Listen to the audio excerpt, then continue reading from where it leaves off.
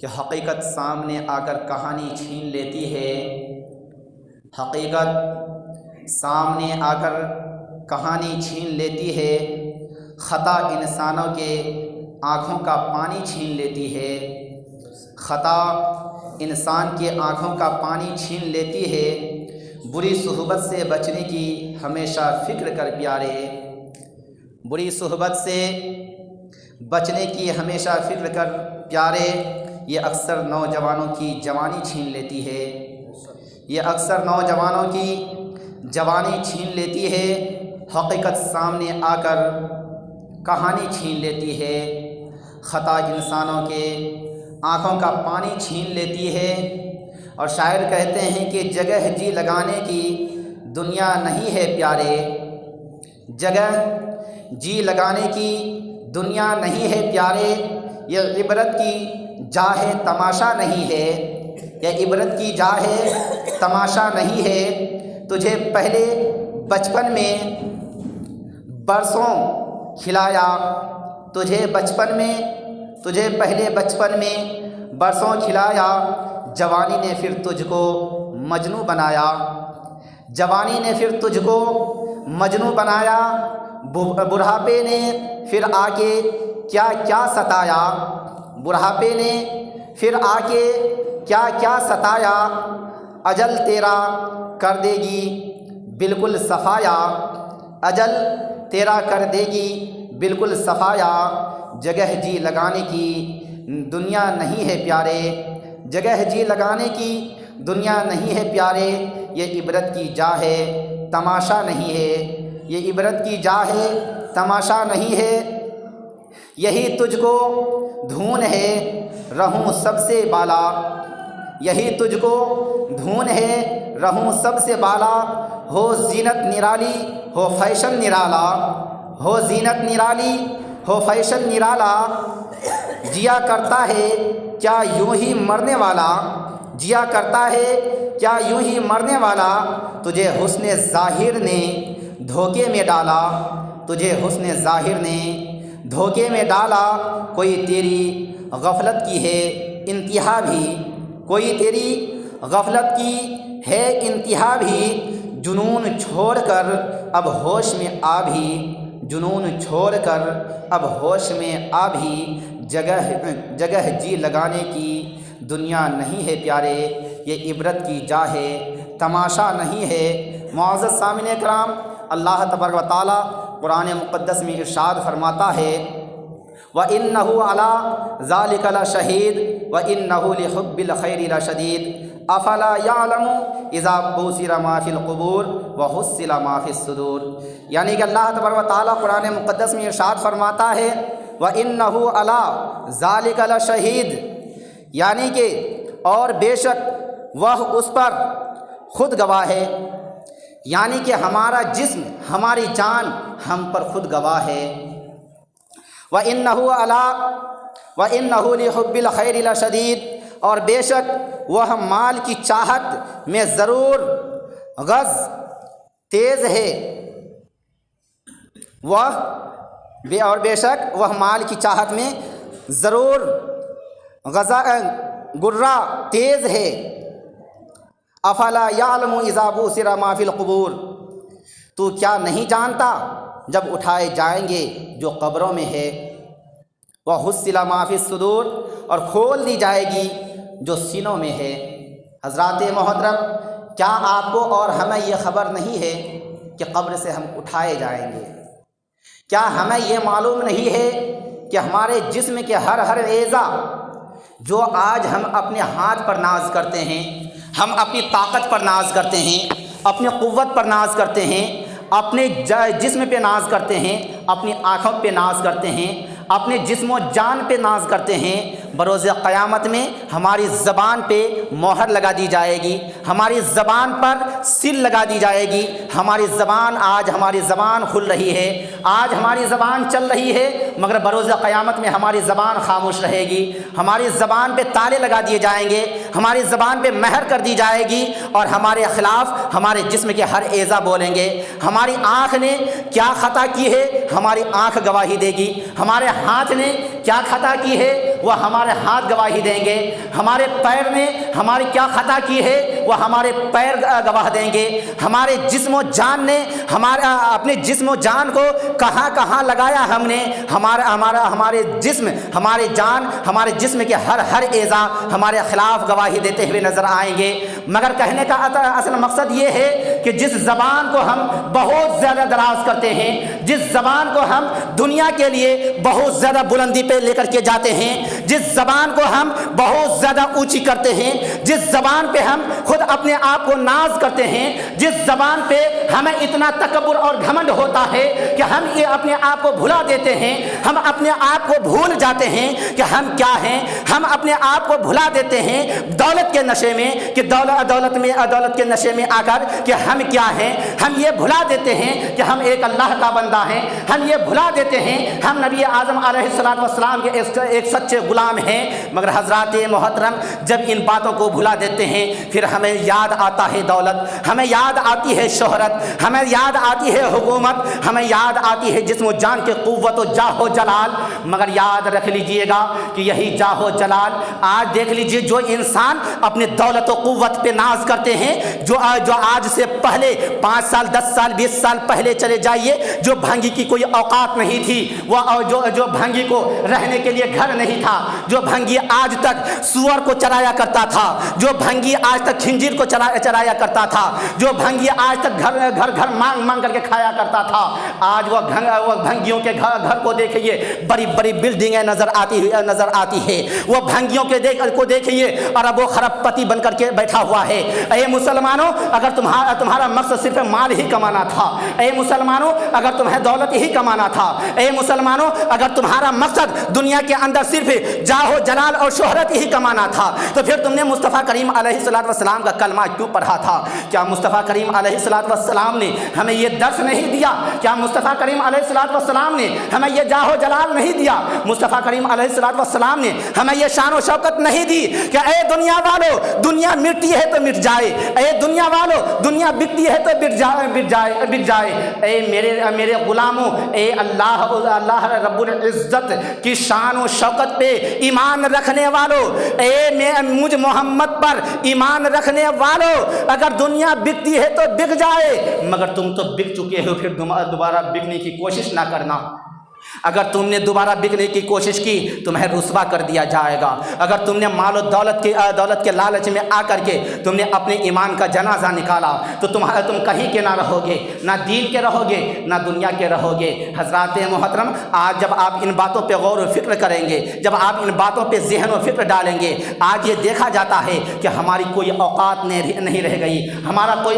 کوئی مقام نہ رہ گیا، ہماری کوئی شان باقی نہ رہ گئی۔ آج ہم جہاں جاتے ہیں وہیں ٹھوکریں کھاتے ہوئے نظر آتے ہیں، جہاں جاتے ہیں وہیں دھتکارتے ہوئے نظر آتے ہیں، جہاں جاتے ہیں وہیں پہ ہمیں رسوائیوں کا سامنا کرنا پڑتا ہے۔ کیا ہم نے کبھی ان باتوں پہ غور و فکر کیا کہ جو مسلمانوں کی شان تو یہ تھی کہ جب جنگ بدر میں 313 ایک طرف امت محمدیہ تھا، 313 ایک طرف غلام مصطفیٰ تھا، 313 ایک طرف نبی کا سچا غلام تھا، اس طرح ایک طرف کفار و مشرکین کے ہزاروں سپاہی تھے، ہزاروں منافقین تھے، ہزاروں مشرکین تھے، ان کے سامنے میں 313 اتنے بھاری پڑ گئے کہ سبوں کو ناک میں دم کر کے اور سبوں کو بھاگنے پر مجبور کر دیا، بے بس کر دینا پڑا۔ حضرات محترم اسی طرح سے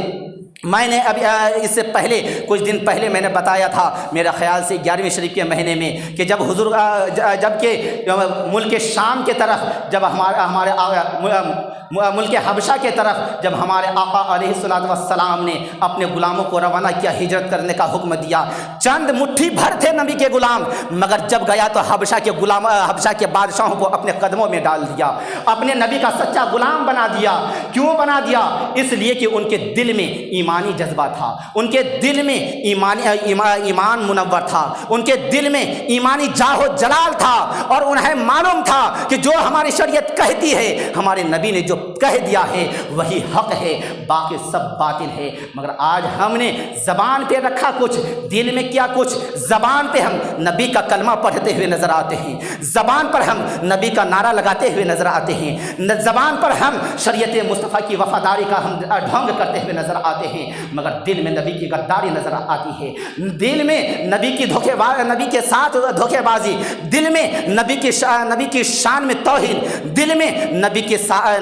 کی ذات بابرکت کے ساتھ میں توہین اور خلاف ورزی کرتے ہوئے آتے ہیں۔ آپ کہیں گے مولانا صاحب یہ کیسے ہو سکتا ہے؟ جو نبی کا دیوانہ تھا وہ نبی کا دیوانہ ہی ہو سکتا ہے، نبی کا وہ غدار نہیں ہو سکتا ہے۔ ہاں ہم بھی کہتے ہیں جو نبی کا دیوانہ تھا وہ دیوانہ ہی رہے گا، وہ کبھی نبی کا غدار نہیں ہو سکتا۔ اے مسلمانوں، اگر آپ واقعی میں نبی کے سچے غلام ہو، واقعی میں نبی کے دیوانہ ہو، تو بتاؤ نبی علیہ الصلوۃ والسلام نے فرمایا کہ کل المؤمنین اخوہ، مسلمان آپس میں بھائی بھائی ہے۔ آج بتاؤ کون ہو آپس میں مسلمان بھائی بھائی بنا کر کے رکھتے ہو؟ نبی علیہ الصلوۃ والسلام نے فرمایا نماز میری آنکھوں کی ٹھنڈک ہے۔ بتاؤ کون نماز پڑھتے ہو؟ حضرت پورا دین، پوری راتیں تم چوک اور چوراہا پر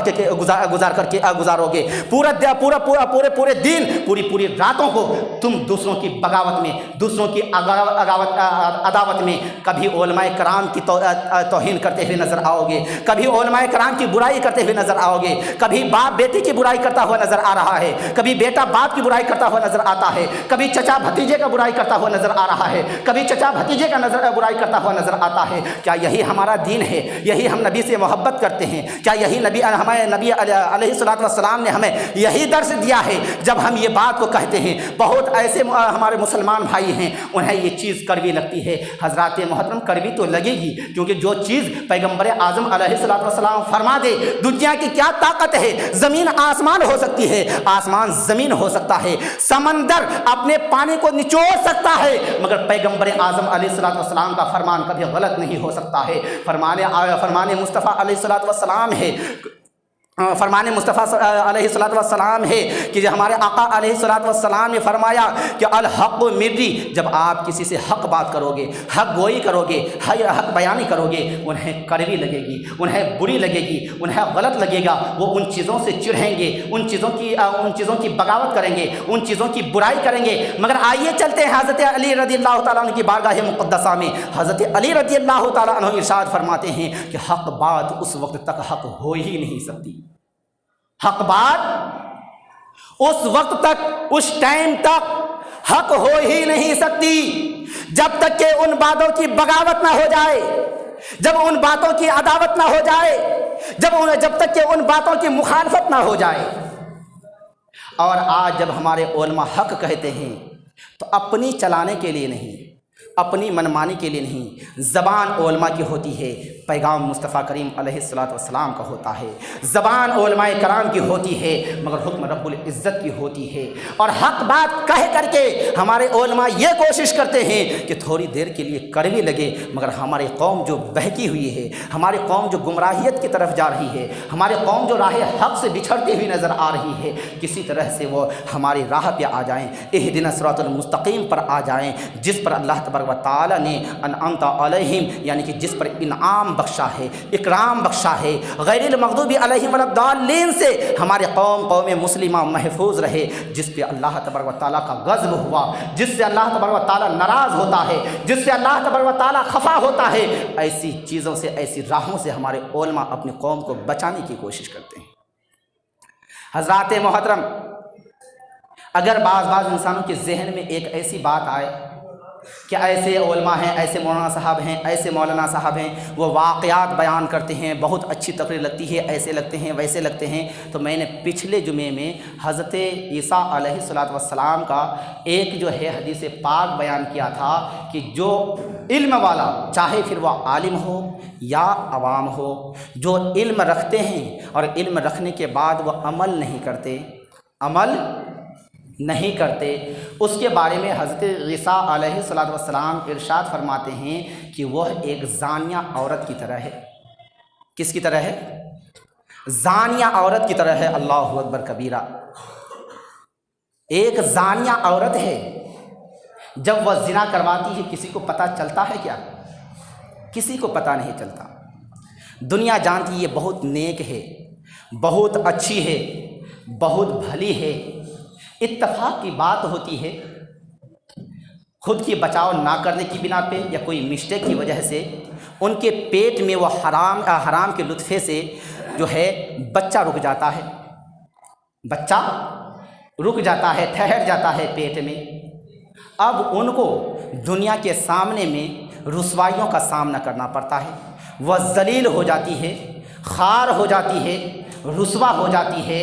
इसी तरह से वह इल्म वाले, चाहे वह आलिम हो या अवाम हो, उनके लिए भी हज़रत ईसा अलैहिस्सलातु वस्सलाम फरमाते हैं कि वह इल्म वाला भी वैसे ही ज़ानिया औरत की तरह है कि वह जो है ज़िना करवाई और ज़िना करवाने के बाद हमल ठहर गया और जिसके बिना पे कौम के सामने में उन्हें रुसवा होना पड़ा। हम ये नहीं चाहते। हम खुद भी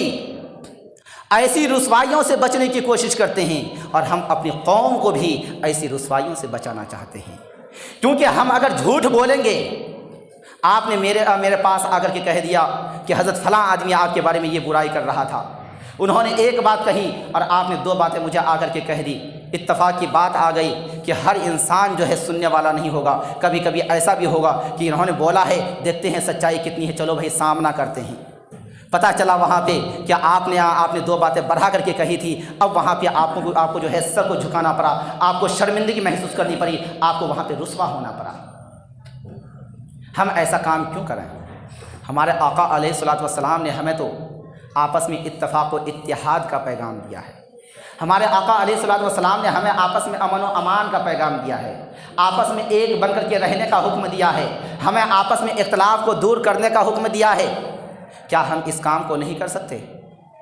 क्या जब हम नबी के ग़ुलाम हैं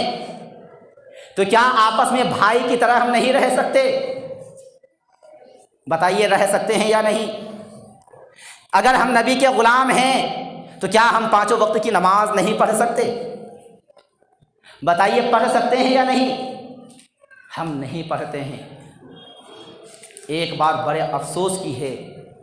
एक साहब से मुलाकात हुई, यहीं बगरी की बात बता रहा हूँ, नाम बताना कोई ज़रूरी नहीं। उनसे मुलाकात हुई, कुछ हमारे जहन में, चाहे वो सच्चाई हो या हमारे जहन में गलत फहमियाँ हो, हम उनके सामने बैठे, हम दोनों हज़रत थे, उनसे कुछ मालूमात करने की कोशिश की हमने।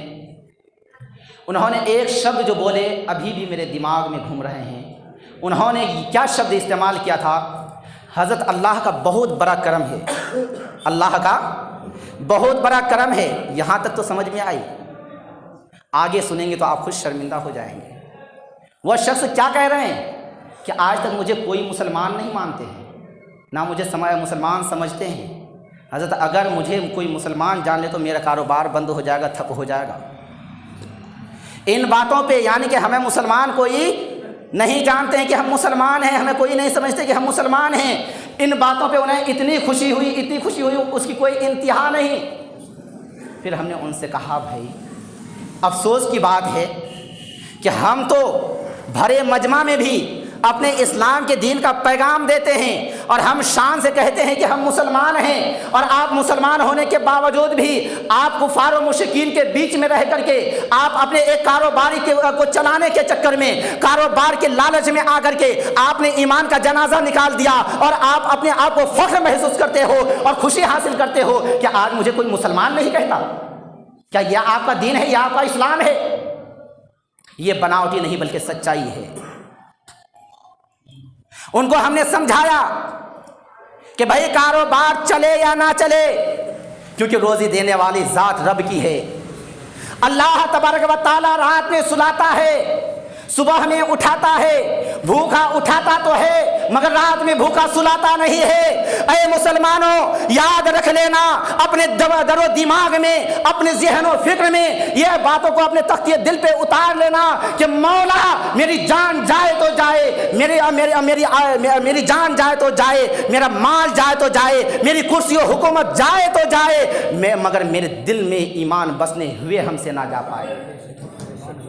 मौला ये माल तो है, आज है कल नहीं, मगर मौला अगर ईमान है तो ईमान की वजह से इज्जत हमारी आज भी है और कल मैदान महशर में भी होगा, कल मैदान महशर में भी होगा। और हजरात मोहतरम, मैं आपसे गुजारिश करना चाहता हूं, जिस इंसान के बारे में आपको ये खबर मिल जाए कोई ऐसा शख्स है, कोई ऐसा इंसान है जो मंदिरों में जाता है, ان کو سمجھائیے بجھائیے، سمجھ لیتے ہیں، بہت خوشی کی بات ہے۔ اگر وہ مندروں میں جانے سے باز نہیں آتے، خبردار ان سے کوئی بھی چیز لینا دینا بند کر دیجئے، خبردار ان سے کوئی بھی رشتہ داری بند کر دیجئے۔ اور صرف یہی تک ہی نہیں، بلکہ اگر وہ مر بھی جائے تو نہ اپنے علماء کو کہیے ان کے جنازے کی نماز پڑھانے کے لیے، اور نہ خود ان کے جنازے میں شریک ہوئیے۔ اس کی وجہ علماء کو اگر معلوم ہے کہ مندروں میں جاتا ہے کفر کیا ہے، اگر وہ اس کے باوجود بھی جاتا ہے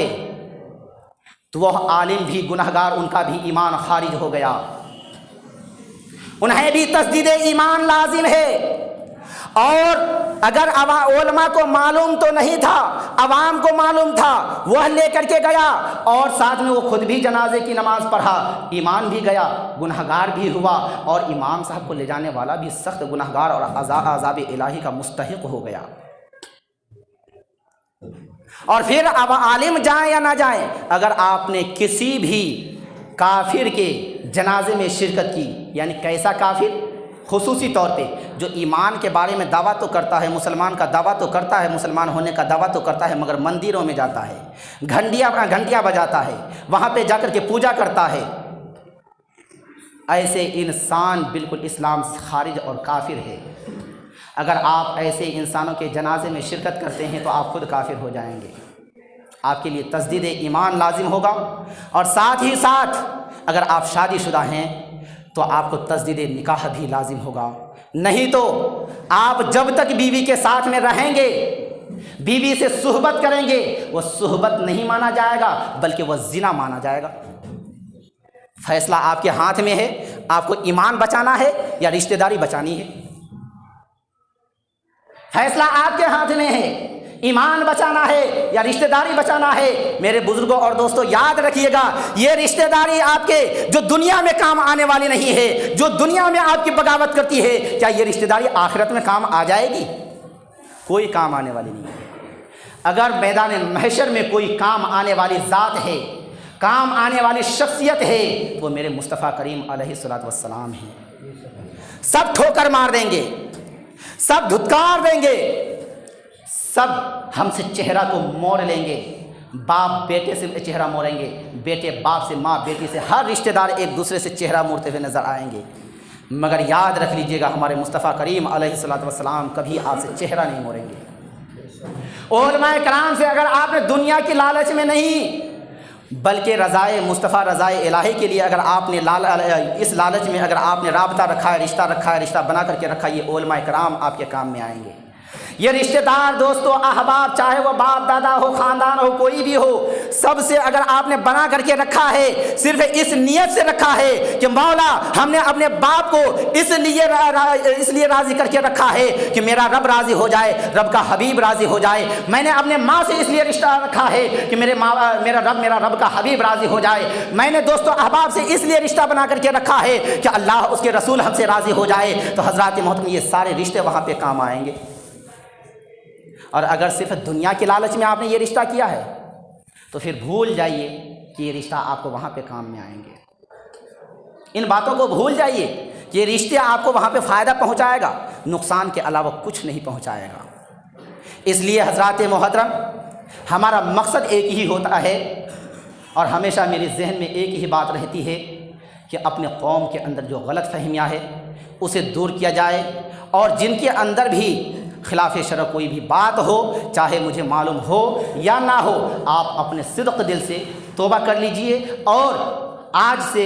وعدہ کیجئے اپنے دل ہی دل میں خانہ خدا میں بیٹھ کر کے کہ مولا آج سے ہم کوئی بھی خلاف شرع کام نہیں کریں گے، کبھی بھی ہم مندروں میں نہیں جائیں گے، ہم کبھی بھی اپنے ایمان کا جنازہ نہیں نکالیں گے، مولا جو رب کی مرضی، رب کے حبیب کی مرضی ہوگی اسی پہ اپنی مرضی ہوگی۔ حضرات محترم اگر آپ نے صدق دل سے توبہ کر کے اگر یہاں سے آپ نے نکل گیا، اور خدا نہ خواستہ اگر آپ کی جان نکل گئی، تو مجھے رب کعبہ کی ذات سے، رب کعبہ کے حبیب اعظم علیہ الصلوۃ والسلام کی ذات بابرکت سے امید قوی ہے اور یقین ہے کہ آپ کو جنت میں جانے سے کوئی نہیں روک سکتا، بشرط یہ ہے کہ ایمان آپ کے دل میں ہونا چاہیے۔ اس لیے میں آپ سے گزارش کرتا ہوں، ریکویسٹ کرتا ہوں، دنیا میں کچھ نہیں رکھا ہوا ہے، دکانداری سب کی چلتی ہے یار۔ کون ایسا انسان ہے جو کہتا ہے کہ کیا کہتا ہے کہ میری دکانداری نہیں چلتی، بھلے کسی کی کم ہو کسی کی زیادہ ہو، اتنا ہی ہوتا ہے نا۔ اس کا مطلب یہ تو نہیں کہ ہم اپنا دھرم کو چھوڑ دیں گے، ہم اپنا مذہب کو بھلا دیں گے، ہم اپنا اسلام کو بھلا دیں گے، اپنی شریعت کو بھلا دیں گے، نہیں، بلکہ میں اپنی ذہن کے حساب سے بتا رہا ہوں۔ اپنے محلے کی بات لے لیجیے، جب شروع میں آیا تھا تو میری بات جو ہے بہت ایسے ہیں چاہے کوئی بھی ہوں ان کو جو ہے غلط لگتی تھی، کڑوی لگتی تھی، مگر اللہ کے بہت بڑا کرم ہے، احسان عظیم ہے کہ آپ لوگوں کے اندر جو ہے حق بات سننے کی چھمتا ہوئی، آپ لوگ حق بات سنتے ہیں اور عمل کرنے کی کوشش کرتے ہیں، جہاں تک کوشش ہوتی ہے آپ لوگ عمل کرتے ہیں۔ کیوں؟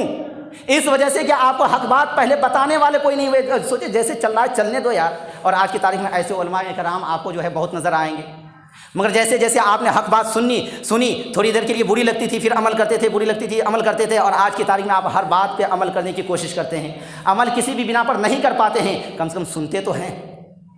آج سنتے ہیں، آج سننے کی طاقت اللہ نے عطا فرمائی ہے حق بات، کل آپ کو عمل کرنے کی توفیق بھی عطا فرمائے گا۔ اللہ تعالیٰ کی بارگاہ مقدسہ میں دعا ہے، مولا مجھے بولنے میں، آپ حضرات کو سننے میں کسی بھی قسم کی کوئی غلطیاں ہوئی ہو تو اپنے فضل و کرم سے معاف عطا فرمائے۔ اس بیان پہ سب سے پہلے مجھے خود کو عمل کرنے کی توفیق عطا فرمائے، میرے بعد میرے تمام مسلمان بھائی بہنوں کو عمل کرنے کی توفیق و رفیق عطا فرمائے۔ استغفر اللہ ربی من کل ذنب واتوب الیہ۔ آپ لوگ سب کھڑے ہو کر کے تھوڑا سب کو درست کر لیجیے،